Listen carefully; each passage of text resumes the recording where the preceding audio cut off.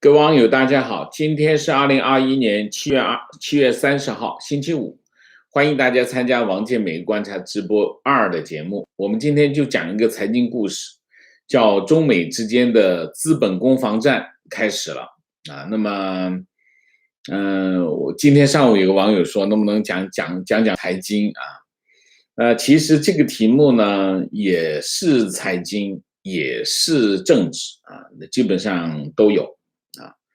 我们讲讲这个故事吧。故事从7月16号开始。7月16号，美国国务院、财政部、商务部和国土安全部联合发出一个商务警示啊，这个商务警示主要是针对在香港运营的美商啊。这个商务警示全称叫在香港商务运营的风险和考量啊。它就是告诫在香港运营的美国公司有几点。第一个，你受到香港法律包括国安法的约束啊。那么目前已经有一位美国公民因为国安法被指控而被捕啊，这是第一个。第二个，你可能会面对就算没有法院的传票，也会被这个电子监控的风险。还有就是向特区政府提交公司和客户数据的风险。那么你还要考虑什么呢？考虑这个在香港的雇员潜在的声誉上的、经济上的和法律上的风险啊。另外呢，他说提醒你2点，这2点基本上无解啊。第一个，美国政府对香港的一些实体或者个人进行制裁。你如果和他们有商业往来，那有可能被美国政府制裁的这个潜在后果其实不算潜在后果，他讲潜在后果，其实就是一定会有法律风险啊。这是第一个。第二个，如果你配合美国政府就是制裁美国政府的制裁行动，那你有可能面临香港特区政府或者是中国政府的报复。所以实际上在这个问题上，你基本上2头你都得得罪，你得得罪一头你得罪一头呢，就会有法律风险啊。那这个商务警告呢，商务提示呢，商务警示呢，其实信息非常的简单也非常的明确，就是跟美国商人说，就美商说离开香港。你想想看，他提出来的这个商务提示，他说到这个风险无解基本上无解就基本上这些商业机构它解决不了这个问题所以这就是一个非常明确的信号，撤离香港那么为什么要讲这个呢？因为这个跟后面发生的事情是有关联的那么7月份7月流火除了我的生日以外，在资本市场发生2件大事7月份，第一个就是滴滴在美国上市滴滴在美国上市这件事情引发了它首先带来了一连串的后果这一连串的后果演化成为一个滔天巨浪这个滔天巨浪导致了3件事。第一个，网络安全审查成为中国企业海外上市的标配基本上都会面对网络安全审查，这第一个。第二个，中国企业海外上市要审批这是第2个后果。第3个，中概股，中国要监管这个中概股这是3个后果。那么中国企业针对滴滴等互联网这个企业海外上市持续的打击，实际上它最重要的影响是什么？其实最重要的影响并不是发生在这些上市公司身上，其实发生在这个美国股市发生在美国股市的市场当中。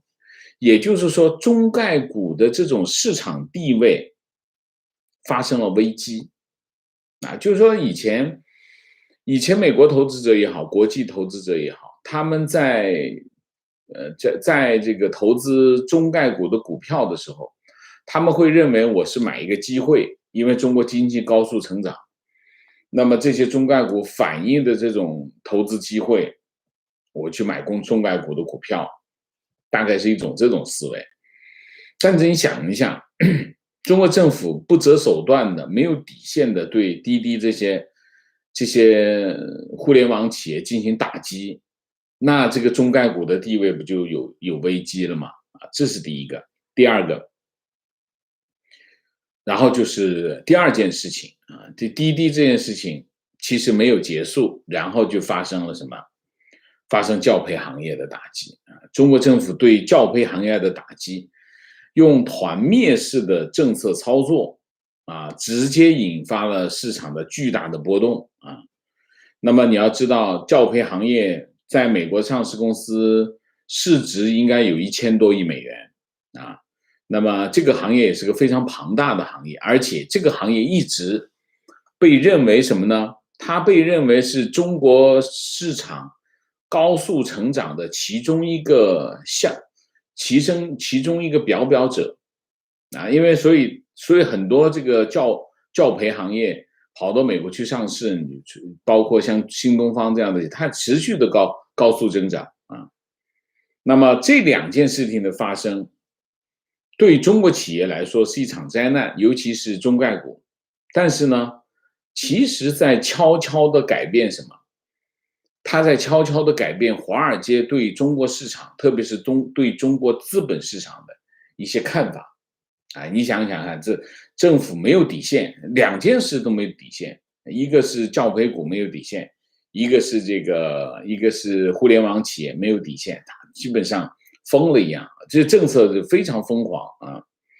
那么到了7月27号，股灾就发生了，啊，股灾发生的原因是什么呢？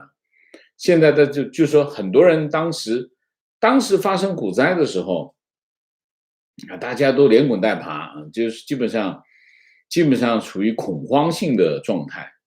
但是现在大家回过头来看，当时引发这场股灾呢，就是市场上传出来一个消息，这个消息讲了2点。第一点，美国可能会限制美国的基金去投资香港或者是中国。啊，就是限制美国的基金，你不能够去中国投资，也不能去香港投资，这是一个说法。第二个说法，美国的这些基金正在大举抛售那个香港和中国的资产。那当然，这是第二个动作是基于前面那个政策啊。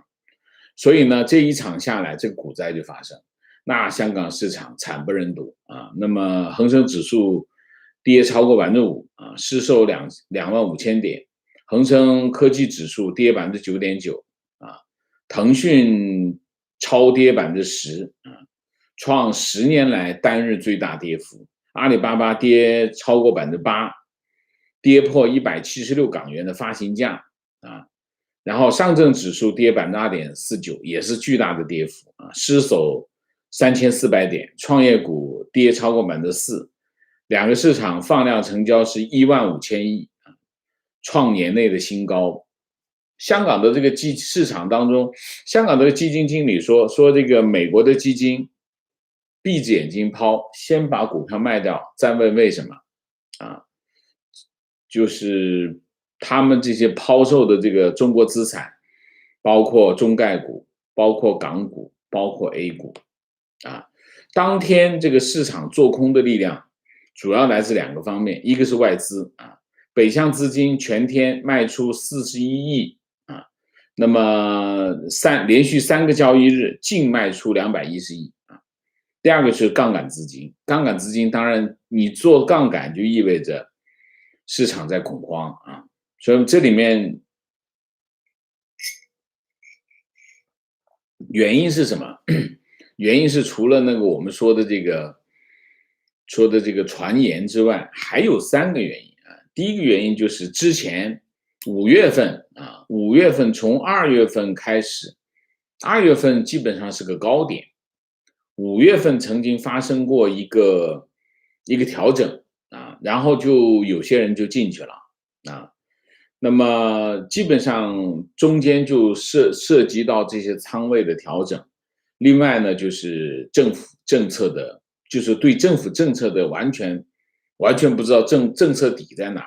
第一个仓位的问题，第二个政策底不清楚，第三个在美国上市的公司可能面临这个信息披露的风险，这三件事情引发了这个市场的波动啊。然后随着这个股市的跌幅扩大，中国的国债市场也开始大跌啊。10年期国债这个上升了7个点啊，然后跟着呢就是人民币啊，人民币汇率在 A 股收盘之后，这个跳水跌了200个点，跌破6.5亿个关口，创4个月以来的新低啊！大家有没有发现哈，在这场股灾当中，中国的资本市场呈现2个特点。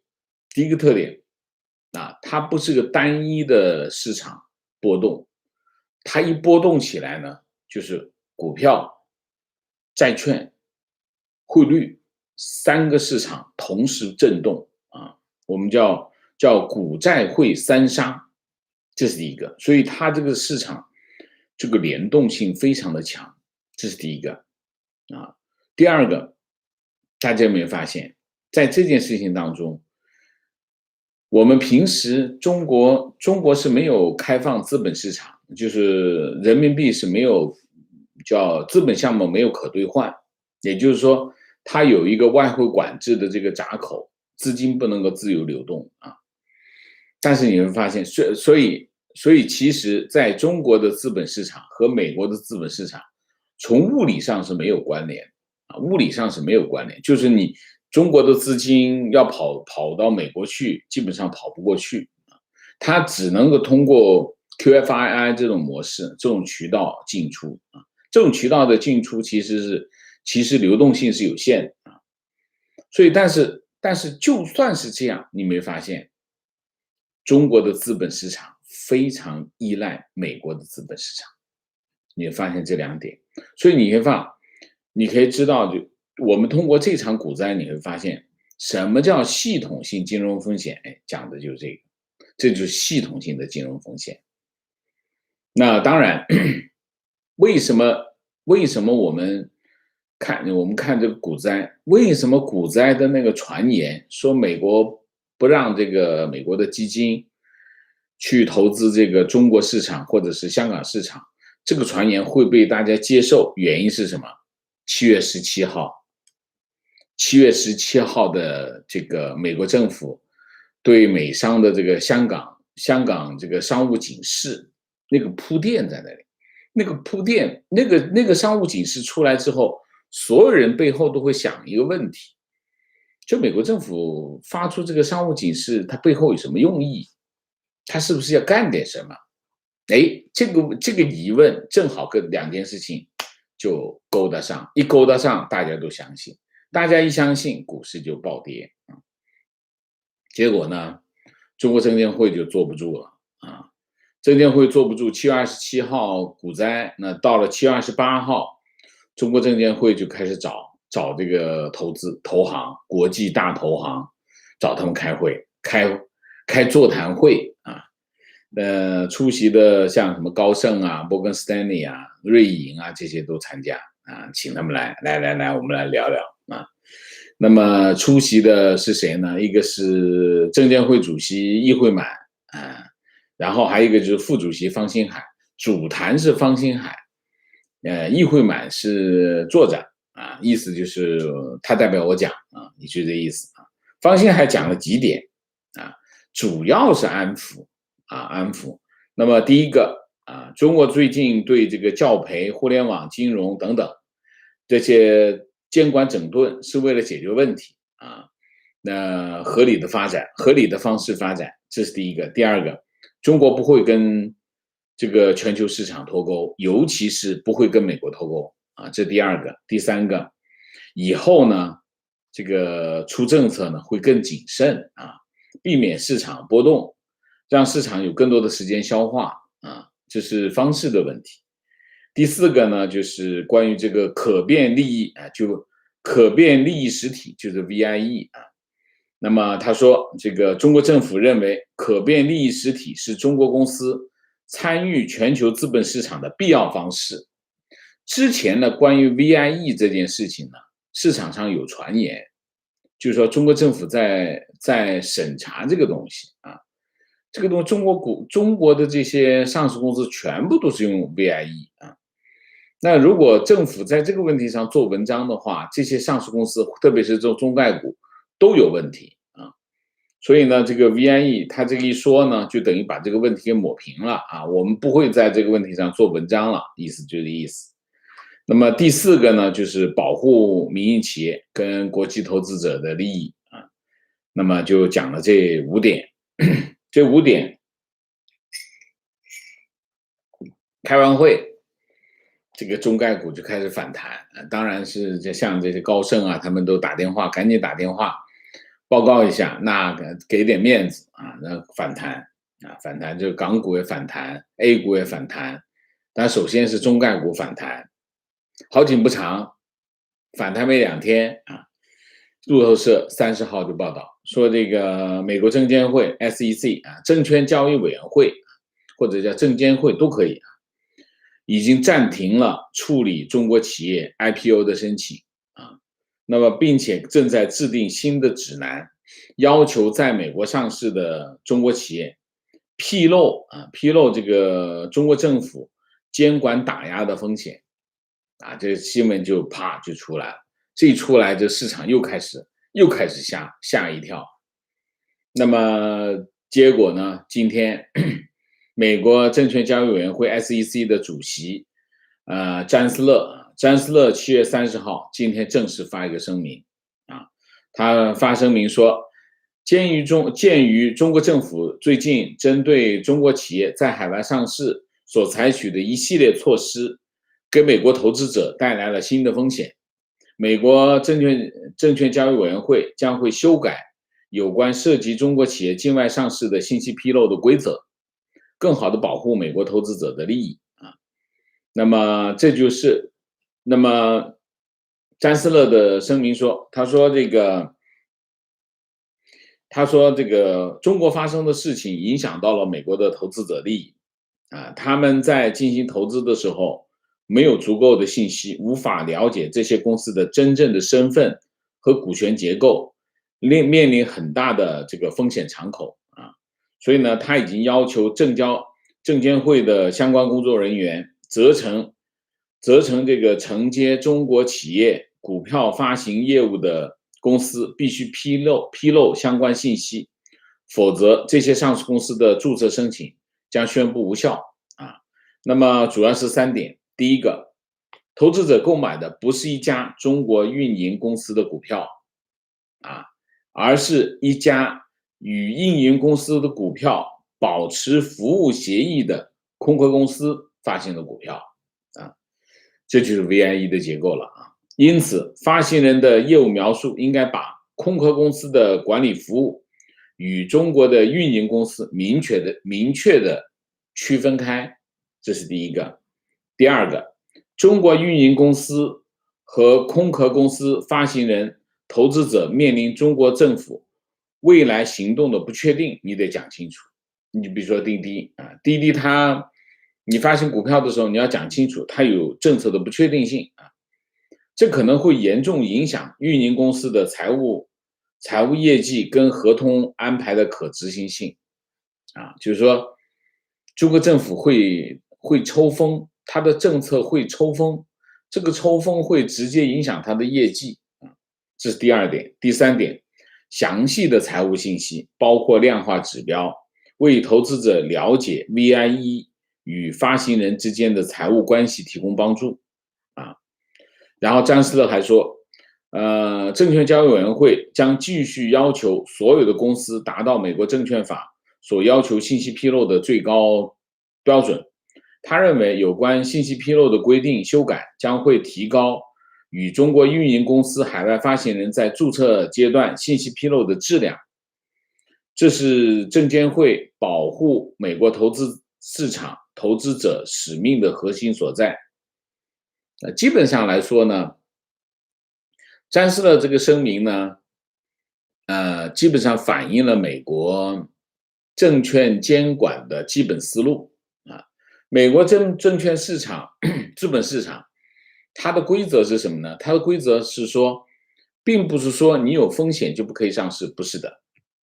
关键是什么？关键是你要披露啊。比如说，这里有一坨屎啊，我说这坨屎你要吃了它你会生病，但是你可以继续上市，前提是什么？有人愿意买。所以美国的资本市场的前提，它证监会也好，其他人什么人也好，他不为这件事情到底该不该上市做判断，他有什么决定由市场决定，但是前提是什么？我啥都不管，我管一件事情，你有没有把这件事情讲清楚？你没讲清楚，你就违规，那我要处分你。你要是讲清楚了，市场觉得没问题，你就走。基本上，所以呢，詹斯勒他的处理的方式是什么？就美国证监会的处理方式就是，你现在遇到风险是吧？好，没问题，你继续上市也没问题，你继续 IPO 也没问题，但是有一条，你得把这件事情讲清楚。这就是这个，所以他这个做法就反映了什么呢？反映了这个一个开放的市场，它的基本原则就是修改规则。我一看见，哎，这件事情发生了，怎么办？我来改规则，把规则一改，你把更多的信息披露出来，你可以上市就。但是实际上什么？实际上它是已经停了，它是已经停下来。停下来的目的是什么？停下来的目的就是我要修改规则，然后让你们重新披露。所以呢，实际上呢，它的影响是什么？影响是第一，从监管的角度已经封死了，基本上现在新的中国企业去美国资本市场，这个融资渠道应该是已经堵死了。为什么？你先做这个动作，你把这个动作做完，我先看着。所以基本上在现阶段，中国企业去美国上市的这个思路，这条路已经堵死了。这第一个。第二个，它影响的不仅仅是中国企业 IPO 的问题，它其实是包含了刚才我们不知道有没有念得很清楚啊，它其实包含了所有的证券，包括债券，包括各种各样的方式，全部都包含在内。这是第二。第三个，其实美国证监会的这个反应，这个动作，其实它反映了什么？反映了美国华尔街对中国企业的看法。就是之前你想一下，之前大家睁只眼闭一只眼，我一觉得能挣钱，我一仰脖子过去了，对吧？有风险是有风险啊，中国政府经常没事抽风，华尔街不知道吗？华尔街清楚得很。但是问题是什么？问题架不住这个高增长啊，中概股高增长，那我就睁只眼闭一只眼，就仰脖子过去算了。那现在的问题是什么？现在问题是风险无限大，就是中国政府做了这一系列的动作啊，让这个风险原来嘛高增长嘛，然后高风险嘛，我匹配嘛，对吧？我觉得这个广东话叫食得鹹魚抵得好，我没办法，我就装傻就算了。但现在的情况不是，现在你一看这团灭，你这一团灭，你想想看，新东方跌了多少？新东方跌掉了90%以上，就剩个零头了。那你要买了新东方，你说比如说一个基金买了新东方作为它的其中一个部分，那你就基本上就扔海里了啊。所以呢，这件事情它就不能够，就已经超出了，就是无论是中概股的这个教培股，还是互联网企业，他们产生的风险敞口已经超出了华尔街可以接受的程度了啊。那我们翻过来讲，华尔街其实我以前讲过很多次啊，华尔街是中国在美国唯一的朋友，就是华尔街。现在我讲的是现在啊，那为什么能挣钱嘛？看钱份上，资本嗜血啊，资本嗜血，它需要利润，只要能挣钱，他就愿意他就敢干啊。那么，但是问题是，就算是川普政府跟中国开始打贸易战，后来因为疫情翻脸，川普跟中国翻脸，翻完脸之后怎么翻？川普政府对华政策的核心是什么？脱钩。川普政府认为中国的发展就靠一样东西，靠什么？靠美国，技术从美国来，资本从美国来，市场从美国来。那我要防止你占我便宜，那我就跟你脱钩。所以，川普政府的对华政策核心就是脱钩，但是各个领域都在脱钩啊，贸易要脱钩，这个要脱钩，那个要脱钩。有一件事情就脱不了钩，为什么？资本市场脱不了钩。资本市场脱不了钩的原因是什么？跟川普自己有关系，也跟这个他的财政部长姆努钦有关系。姆努钦就基本上是华尔街的代言人，所以呢，所有在资本市场要跟资本市场脱钩的这件事情，或者是收拾中国中概股这些事情，姆努钦全反对，姆努钦全反对。所以呢，姆努钦跟这个蓬佩奥是不对付的，两个人经常掐啊，这是一头。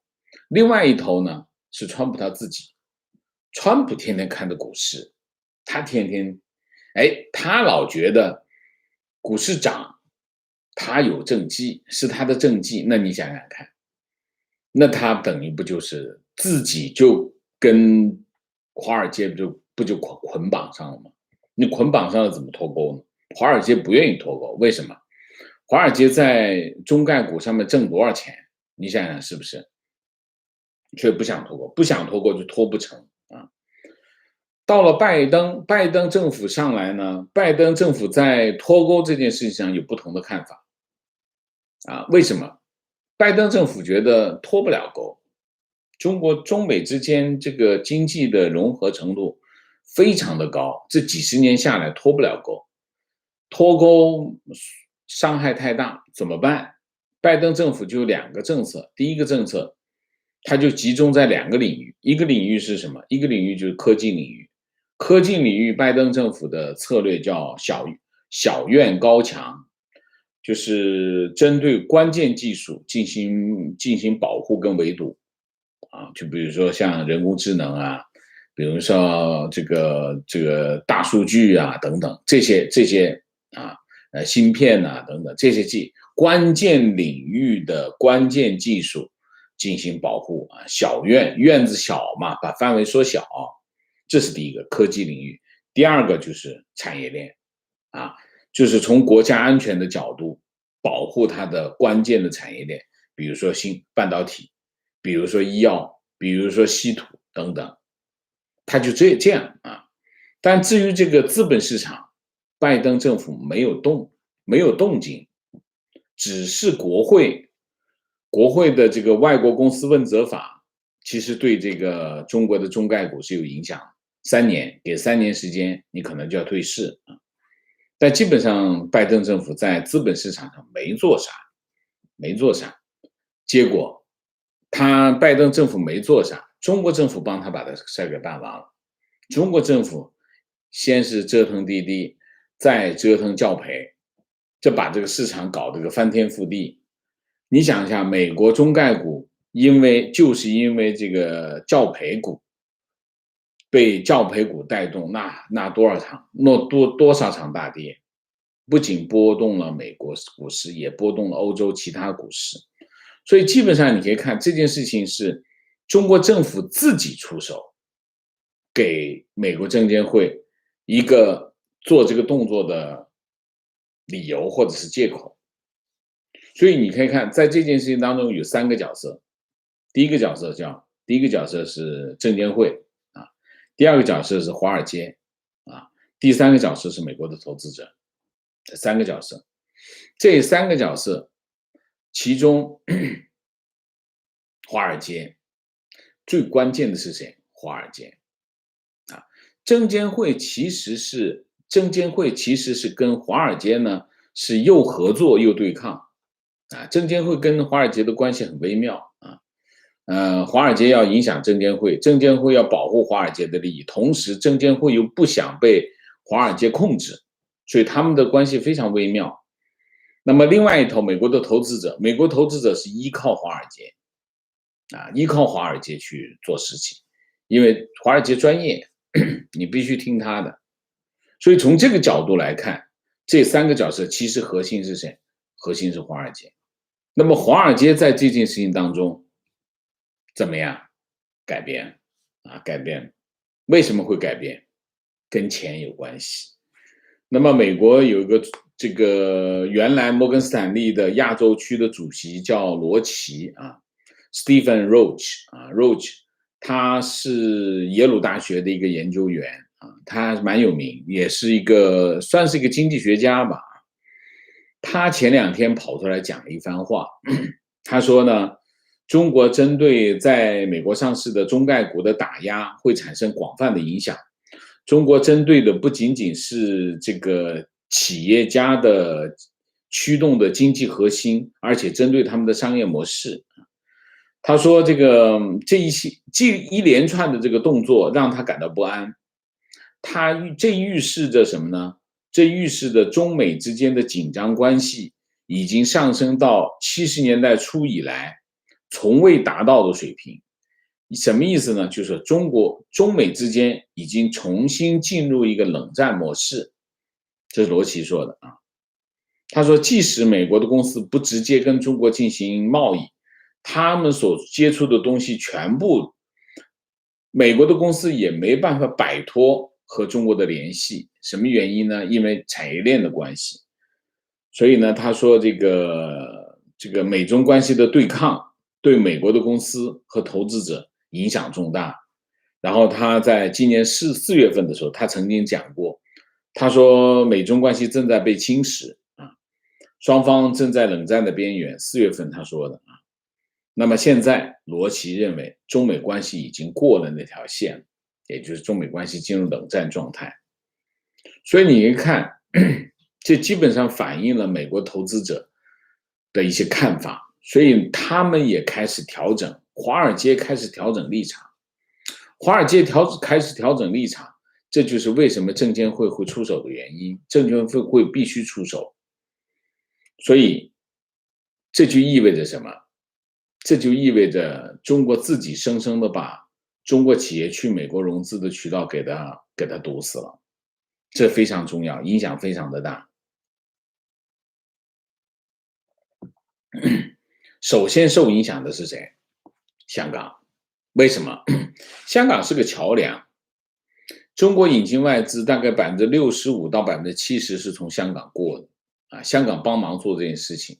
外资进入中国市场，通常先到香港，然后再去进入中国。那你现在的问题是，如果中国企业没办法跑到美国去上市，意味着什么？意味着香港的这个金融中心的这个角色或者业务就少了一大块。那么会不会真的有一天发生，美国说美国的基金你不可以投中国市场，不可以投美国市场，会不会有一天会发生？一定会，有可能会发生。为什么？你想一下，这个27号的那个传言，27号那个传言一定不是空穴来风啊，一定是有某种程度上的根据的然后呢，你可以看美国证监会的这个动作，他这个动作基本上无可挑剔，没什么好说的，这是他应该做的事情。但是他背后传递出来的信息也是很清楚，美国投资者也好，华尔街也好，觉得这件事情的风险已经不可接受。实际上改变的并不是政策，真正改变华尔街或者改变美国投资者的，不是美国政府的政策。所以之前很多人的看法其实不对啊，很多人觉得美国政府应该做些事情让美国的投资者，包括华尔街，不要太依赖中国市场，不要给中国提供太多的资金。其实美国政府能够做多少？美国政府能做的事情不太多。原因是什么？如果这件事情投资中国市场有利可图的话，理论上美国政府不应该阻止它，理解吗？真正改变事情的是什么？是市场。就是说，当中国政府做了一些事情，令这个市场产生一系列的变化，而这个变化导致美国的投资者，包括华尔街，出现了巨大的风险，它的风险已经不可承受的时候，美国的华尔街也好，投资者也好，自动会放弃中国市场，不用美国政府做任何事情。这就是在这个当中，在这件事情当中，我们可以看到的核心。什么叫市场经济？这就是市场经济。所以当有利可图的时候，政府做什么动作都没有用。当它风险成本已经超过它的利润的时候，投资者马上就把钱收回来了，都不用你说。这就是这件事情的本质。好吧，那我们今天就把从这个月初开始到现在这一系列的中美之间的资本市场的攻防战有没有背后有没有反映了某种对抗？我觉得是有的，只是我们没有看到，我们没有证据。为什么？因为它不会给我们看到。好吧，那我们今天的主题就讲到这里，我们下面进入互动进入互动之前，温馨提示，请大家点赞请新来的网友订阅，请大家加入我们的会员，支持我们做更好的节目那么进入互动之后，大家不要聊天，4个情况、问题、观点、情绪，好吗？好，明谢 Mike 猪，谢谢瑶，谢谢曹 Bill， 谢谢 JL， 谢谢情况。国家移民局新闻发言人陈杰30号表示，上半年全国共签发普通护照33万本，签发量为2019年同期的2%，就是不给大家护照，不要出国就这个意思观点，这是中美对于股市的根本看法不同。中国是要先选政府认为优质的公司，然后放到股市里。美国是门槛低，谁都能上，然后 let money talk 所以中国股市有借壳、设涨跌停、散户多的特点。美国股市是估值高，机构投资者多，垃圾股也多。最近这轮骚操作，两边都傻了都不能够理解对方的反应，这是资本主义和共产主义双方对于资本认知的逻辑差异。傻了，没傻中间你看一下这个市场中国市场也好，美国市场也好，他们之间没有互动没有互动没有那么因果关系真正发生互动的是谁？唯一的变动条件是什么？中国政府对吗？观点：美国金融碾压中国，香港是美国决心的试金石，取消港元联系汇率制度，香港金融市场就会崩溃。华尔街愿意吗？这跟华尔街没有关系。如果你要是取消联系汇率，联系汇率也不是美国能取消的，美国能做的事情是美元结算联系汇率是香港的货币制度。华尔街愿不愿意？那就是政府了。如果是美元结算的话，那就是政府了提问，请问王老师，中共出手修理自家企业，美国投资人赔钱，中概股股价大跌，这种情况看起来对中国应该也没什么好处才对。那么为什么中国要这么做？好处有何好处？中概股大跌，好处没什么好处。那为什么要这么做？就是横我们之前讲过教培行业为什么要团灭我们之前讲过很多次啊，中共还是要把教育抓到手里啊。那么教培行业规模太大啊，跟一个独立的教育系统在那儿差不多，所以他不愿意啊，所以要把它灭掉啊。这是教培股。至于滴滴这些啊，我们之前讲了很多次了啊。滴滴为什么要整治滴滴啊？是这个跟安全、跟网络数据安全有关系吗？不是原因，是找出来的原因。那么中间涉及到一系列的操作，比如说滴滴用了3天时间上市，中国不高兴啊，习近平不高兴啊，这里面有个人因素吗？有的啊，有没有权力斗争？有的啊。那么为什么最后烧到网络安全审查的问题上面去？底下人嘛，这很多时候中共的事情就是这么发生啊。就是说，领导做了一个动作，这个动作你不要讲他有什么多高屋建瓴的看法，不是的，他可能就一生气，一拍桌子就整他一下，然后他就把他给整了，你就找个理由啊，找个什么理由？哎，这个滴滴怎么找啊？找什么？那就网络安全呗，找了个网络安全，然后既然你这个理由一出来，那这个人病了，那大家一起陪着吃药呗。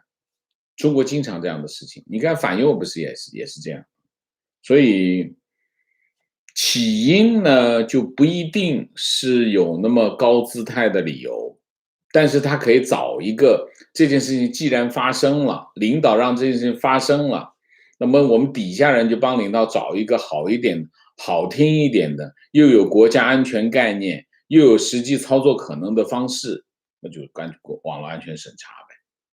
然后就顺着这条路一直推下去。中国很多事情就是这样，我觉得这件事情大概率也是这样。情况关于团灭教培行业，我调查了几个公立学校的教师和一些家长，都表示大快人心。说实话实说，中国的教培行业运作手法跟民营医院大同小异，但政府应该整治而不是团灭。这只是像王老师说的，干正事千疮百孔，只能一刀切了。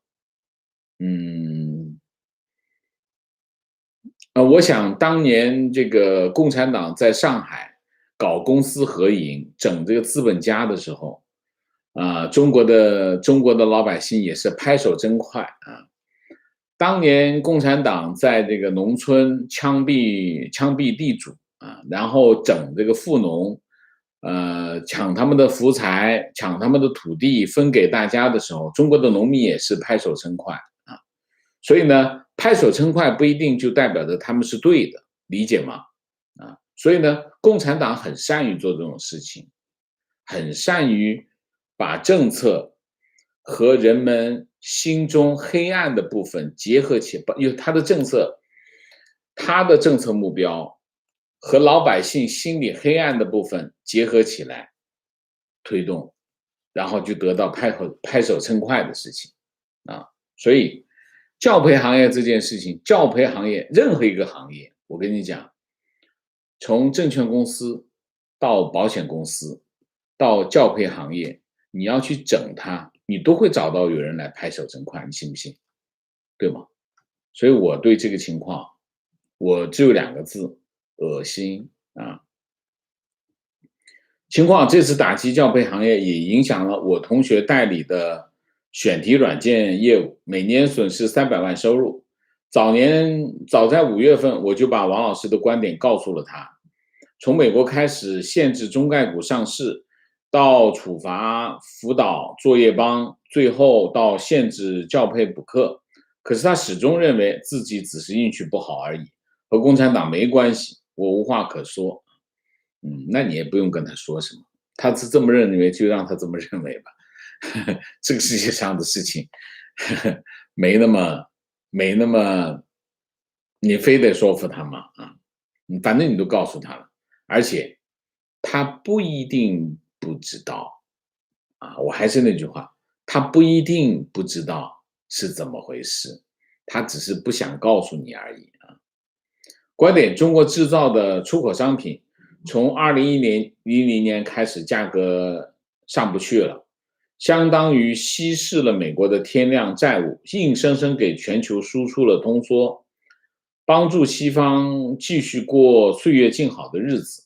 一个制造业大国通过产业升级和建立技术壁垒，提高产品附加值才是正道，不能怪罪美国有货币霸权。况且中国积累大量的外汇也可能形成离岸美元信用扩张，本质和开美元银行一样没有区别。那为什么不走正道，还是人命贱？ CCP 想把低人权制造业一直做下去，同时使民贫，也是共产主义维系的根基。这位兄弟，你把太多的概念揉在一起了，我们都吃不到茄子的味道了啊！茄子你还主要是让我们吃茄子啊！提问王老师你好，已经关注你的节目很久了，非常感谢你把消息和独立思考带给墙内的民众。昨天赵立坚发布会上暗示病毒来源于美国，通过军运会带到中国，请问这种用国际运动会做文章的行为，是否可能演化成为西方国家抵制美国奥运的导火索？谢谢。美国不需要啊。西方国家抵制北京奥运会、北京冬奥会，大部分的理由是什么？大部分理由是因为新疆、香港、西藏的人权问题啊。那么我为什么今天一定要讲这个赵立坚呢？我还是想把赵立坚讲的话传到美国国内来，让美国人看看这个中国的态度是什么。所有的美国人都知道发生什么事情啊。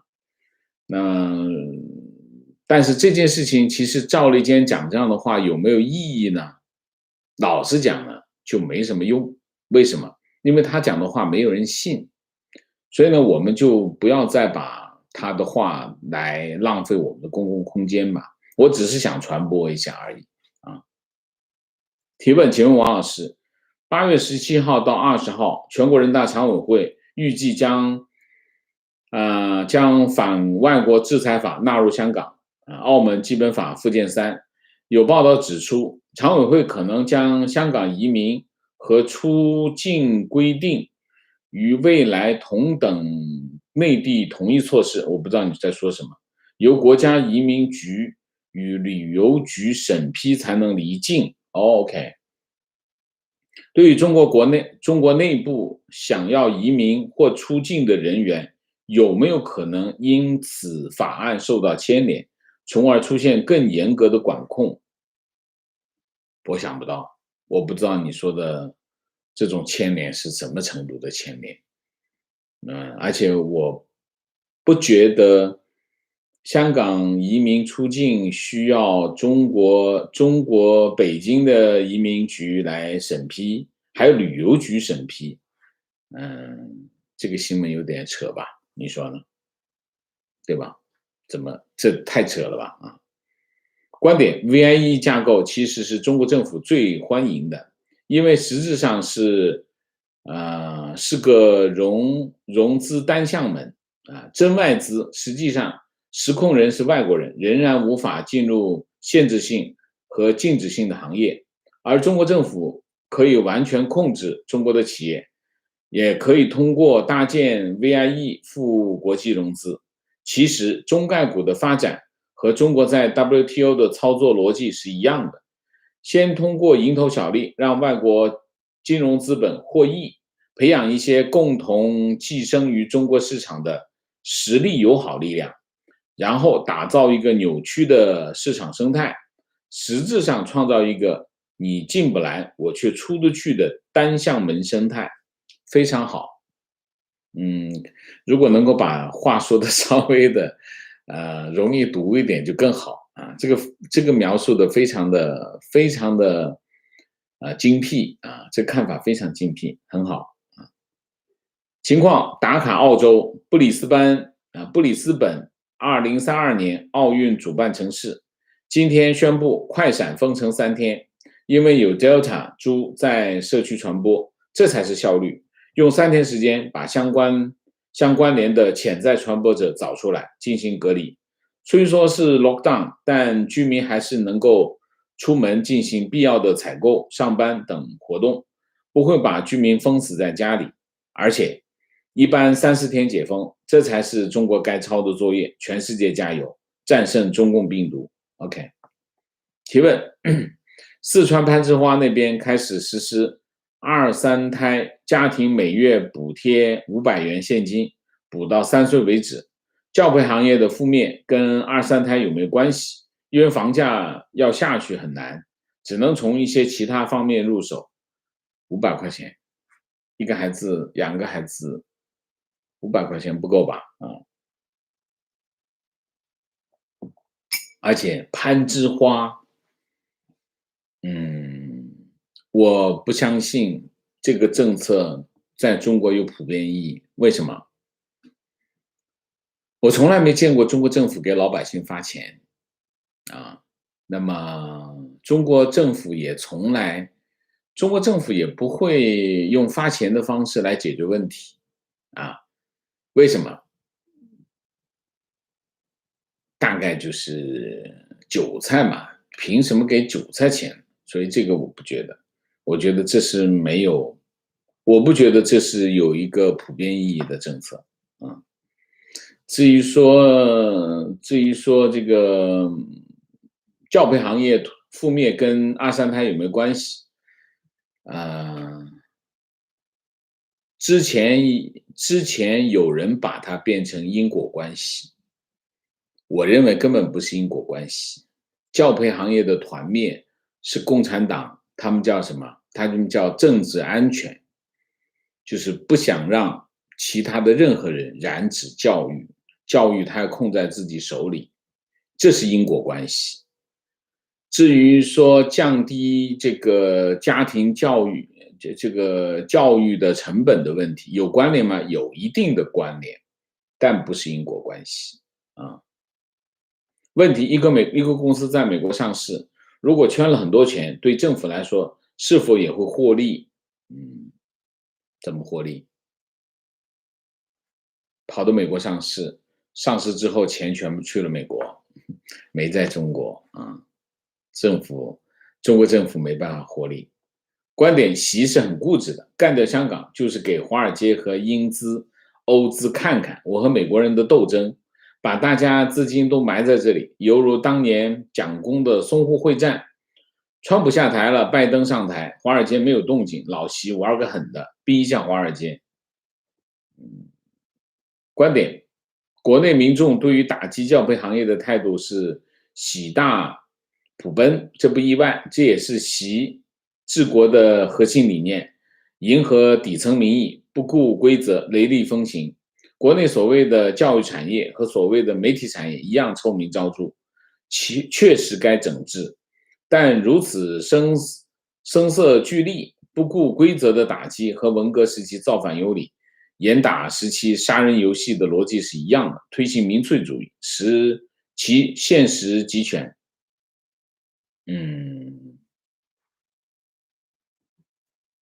喜大普奔吗？我觉得这2个评论我都不同意你们说的喜大普奔为什么？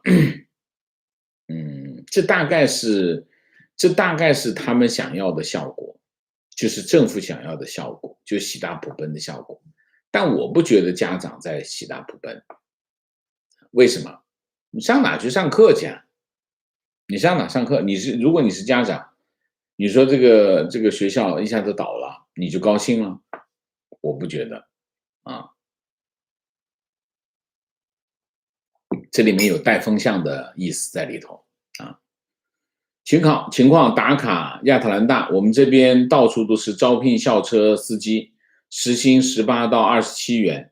美国物价虽然涨了，但是薪酬也涨，而且到处都是用工荒，特别是服务业根本招不到人提问，王老师，中国大使秦刚都过去了，为何美国驻华大使没来？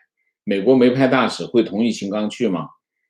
可以同意为什么不去可以同意不过美国就是说，一般来说，你派大使去对方是要同意才行提问：奥运冠军几乎都是偏远农村的，王老师为什么要用发达地区的税收供养他们成为奥运冠军？网友答：从很小的时候，人生只为了金牌这一个目标牺牲，稍微有条件的家庭都不会这么干，家长都是希望给孩子创造更多的可能性啊。你用供养他们成为奥运冠军，你这个词用的还真好。你觉得那钱是你的吗？当然不是你的呀，你钱装到政府口袋里，就跟你没有1毛钱的关系，所以你把它用成供养，是不是太抬举了啊？你说呢？提问：王先生能不能分析一下国家社会主义与国家资本主义的区别？我不答这样的问题，为什么？如果你真的感兴趣的话，上网搜，很容易搜得到的啊。提问：昨天公布的土地管理法实施条例会直接允许集体建设用地通过招拍挂入市吗？会很大的影响楼市吗？你看了没有？我看了，你自己去看一下吧。我不赞成。我们上次提过啊，就是如果我们能够简单用谷歌的方式能够搜到的话，我们不要提这样的问题，好不好？我不答你，我看过，我知道答案，你自己去查一下，好不好？提问：最近几年，美国、欧盟对中国的贸易额都在下降，但是日韩台印东南亚对中国的贸易额在增加。即便是日韩台印与中国的关系越来越紧张，那是不是说明这些亚洲国家不像欧美那么能够逐渐与中国脱钩？请问王老师，这些亚洲国家有没有办法减少对中国的依赖？第一个，如果我们笼统的讲这些国家的话呢，就基本上你就不会知道真相是什么。日本、韩国台湾和中国的贸易形态是不一样的啊。我们简单的说，我举个例子，比如说台湾啊，台湾不是依赖中国，是中国依赖台湾。为什么？所有的台商在中国的很多的关键部件都是台湾去大陆的，所以其实是大陆依赖台湾，而不是台湾依赖大陆，理解吗？所以从这个角度来说，你不能够一竿子打下去一竿子打下去是搞不清楚的。你比如说日本，日本它有依赖中国市场的部分，比如说汽车啊这些有依赖中国市场的部分，但是中国也有依赖日本的部分。所以比如说半导体很多原材料都依赖日本。你比如说手机的这个镜头就依赖什么索尼。所以其实中国有个逻辑中国有个什么逻辑呢？比如说中国市场这个中国有庞大的14亿的人口，所以呢，中国市场很大，西方国家依赖中国市场，对吧？这是个依赖吧。好，中国是一个世界工厂，中国向全世界供应这个家用电器这个日用品，世界上又依赖中国了。你有没有觉得这中间有一些逻辑上的问题？中国是市场，全世界依赖它；中国是供应商，全世界又依赖它。你怎么都依赖中国，对吗？你就是想说，全世界离不开中国嘛？但事实上是这样吗？当然不是这样OK， 好吗？所以对于中国的依赖是一个什么？是一个幻象提问：秦刚到美国担任驻美大使，按照国际惯例，不是应该向所在国递交国书才可以行使大使的行为吗？为什么？怎么感觉他来了以后，并没有向美国递交任何文书，就开始到处发表以大使的身份的贴文？难道就不怕美国会不接受他的身份吗？那不就彻底的中国我操了吗？对。任何一个大使，你到了一个所在国，那你就要向这个国家递交一份文书，叫国书然后呢，对方就接受你作为一个大使的身份，你就可以以大使的身份行事。至于他发推特，我觉得没啥吧，他现在不是隔离14天嘛，自我隔离14天嘛，发点推特你就让他发呗啊。提问王老师你好，中共公布了地铁5号线17名遇难者的名单，他们不怕名单对不上遇难者家属提出异议吗？他就摁住那家属不让他们说话呗。情况打卡深圳，教培行业团灭，我周边有小孩的家长大多都不高兴，但也没有办法。所以刚才那两个说喜大普奔，我是不同意的啊，我是不同意的。因为明显的他们是没有小孩嘛，对不对？你是家长，你一定知道的，你不会高兴。好，明谢 Richard 胡，谢谢。情况，滴滴境外 IPO 是必须事先获得商务部批文的，否则无法操作。滴滴作为全球最大的独角兽，其金主除了中国央企和央行，还有美国养老金和地方政府投资基金，还有几个主权基金。如果它不涉及国家安全的话，中国监管部门不放行是很难的。商务部批文，商务部什么批文？商务部没有批文，商务部原来有一个不反对通知书，后来这个不反对通知书也取消了，所以滴滴境外上市不需要审批啊，之前是有审批程序，现在后来取消了。好吧，那我们今天的节目就到这里，感谢大家的参与，我们下个节目再见。再见之前，请大家点赞，请现在的网友订阅，请大家加入我们的会员，支持我们做更好的节目，做更好的自己。谢谢大家，谢谢。